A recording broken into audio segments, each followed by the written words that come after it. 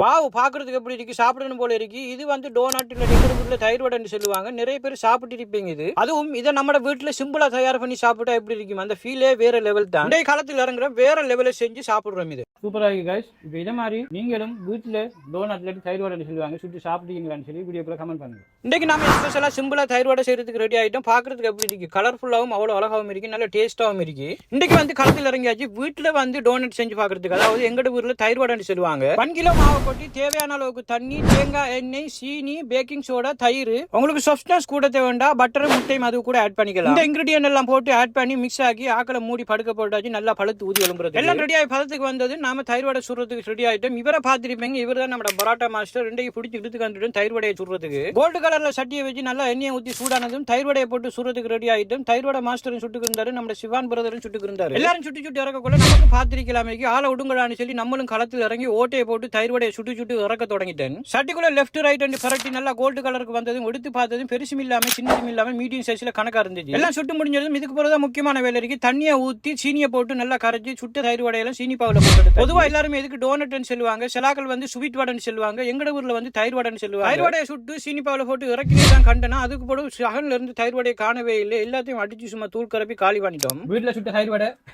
அதாவது டோனட். எங்கட ஊர்ல வந்துட்டு தயிர் வடைன்னு சொல்லி சொல்லுவாங்க. இதை இப்போ நம்ம டேஸ்ட் பண்ணி பார்க்க போறோம், எப்படி இருக்குன்னு சொல்லி பாருங்க. வாவ், இதுக்குள்ளே வாய் வருது. வாவ்